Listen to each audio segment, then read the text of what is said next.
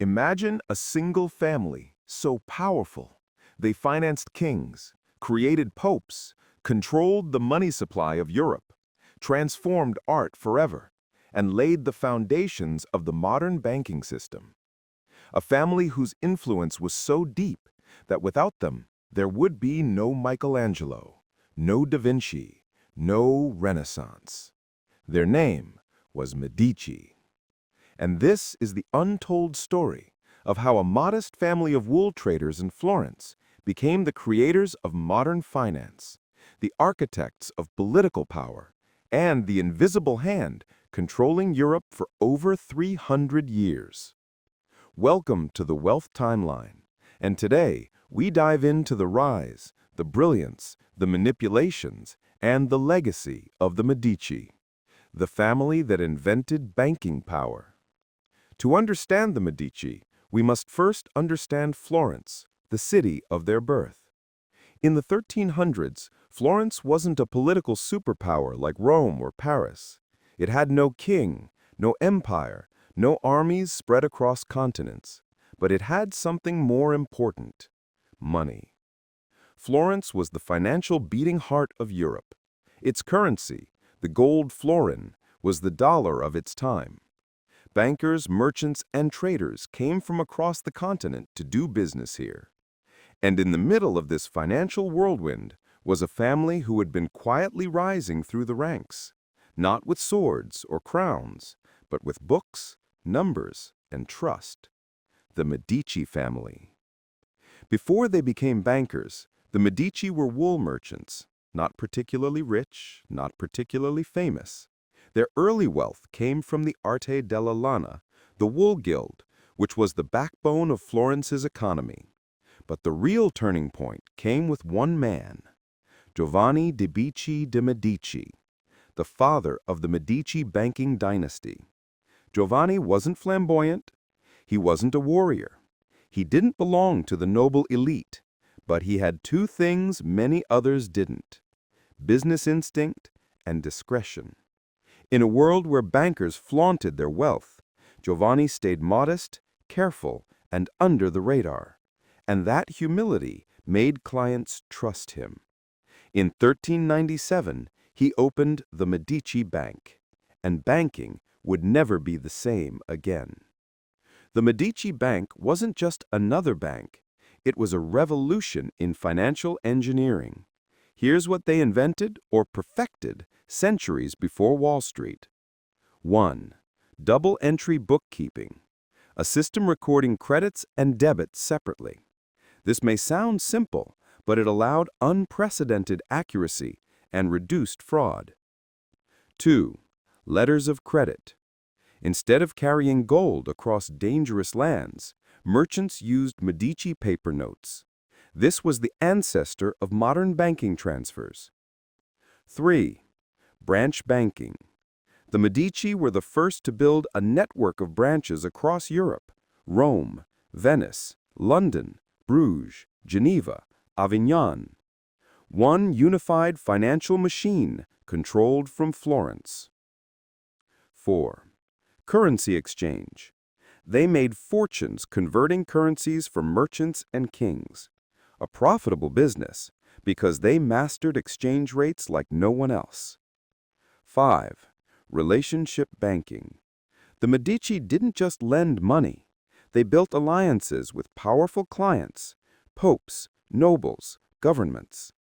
This combination of financial innovation and political alliance allowed the Medici Bank to become the largest, most influential bank in Europe. But the fortune they built was only the beginning. Their ambition was much greater. Giovanni's son, Cosimo de' Medici, was the man who transformed the Medici from wealthy bankers to rulers. Cosimo understood a powerful truth: money is not power. Money, when used correctly, creates power. How did Cosimo rule Florence without a crown? He funded politicians. Cosimo gave loans to Florence's most important families and forgave them when needed. This created loyalty that no army could match. He financed wars and peace. When Florence needed money, Cosimo paid. When they needed alliances, he funded marriages and treaties. He controlled information. Through his bank branches, Cosimo knew secrets about kings and nobles across Europe. He became the city's largest employer. Builders, architects, sculptors, painters, thousands of Florentines depended on Medici patronage. Cosimo never called himself a ruler, but he controlled Florence more effectively than any duke or king. They called him Cosimo the Elder, the father of his nation. And yet, his greatest legacy wasn't political. It was cultural. The Renaissance didn't happen by accident. It happened because one family paid for it. The Medici poured fortunes into education, art, science, and architecture.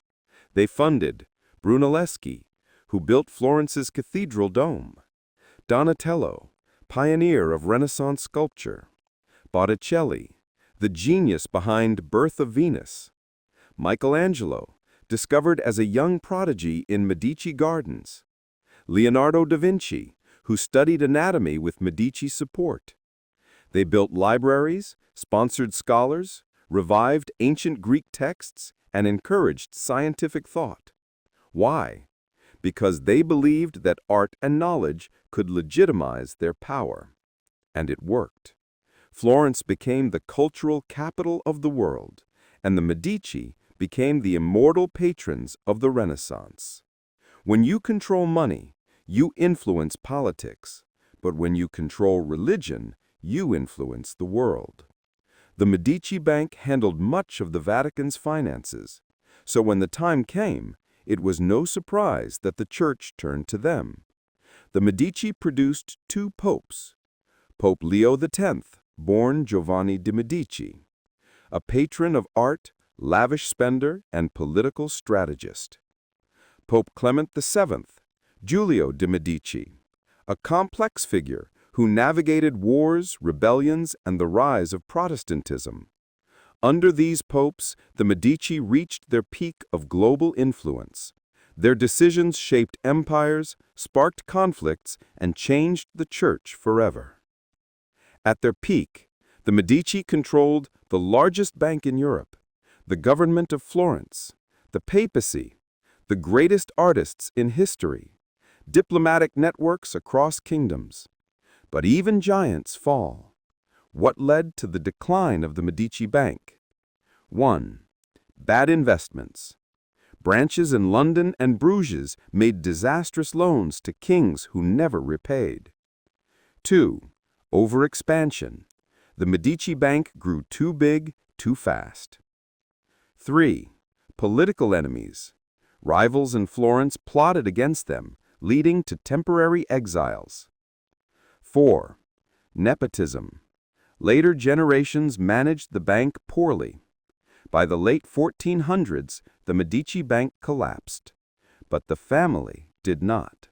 They shifted their focus from banking to ruling. Even without the bank, the Medici refused to fade. They transformed themselves from merchants to politicians to dukes to grand dukes. Cosimo I de' Medici became the first Grand Duke of Tuscany, turning Florence from a republic into a hereditary monarchy. The family built the Uffizi, the Pitti Palace, the Boboli Gardens, massive reforms in law, trade, and science. The Medici ruled Tuscany for nearly 200 years, until their dynasty ended in 1737. Their bloodline faded, but their legacy survived. Today, when you use a credit card, transfer money online, or rely on a bank, you're using systems the Medici pioneered. Their inventions laid the foundations for international banking networks, accounting systems, letters of credit, currency exchange, investment infrastructure, patronage as political influence. They also shaped modern culture. Without the Medici, there would be no Renaissance as we know it, no Botticelli, no Michelangelo, know Florence as a World Heritage treasure. They used money not just to get richer, but to shape civilization. The Medici story isn't just a tale of wealth. It's a lesson in how money, when used strategically, can rewrite history. They understood something timeless. Power is not taken, it is built. Through trust, through relationships, through innovation, through culture, through vision. The Medici didn't just get rich, they reinvented the meaning of power. Their fingerprints are on our banks, our universities, our art, our architecture, our politics, and our concept of wealth itself. They weren't kings by birth, they became kings through strategy. And that is why the Medici remain the greatest financial dynasty the world has ever seen. Thanks for watching The Wealth Timeline. If you want more episodes on the richest families and financial empires in history, comment which dynasty you want next: the Rothschilds, the Rockefellers, the Saud family, or the tech billionaire dynasties. Like, subscribe, and stay tuned for more deep dives into the hidden history of wealth.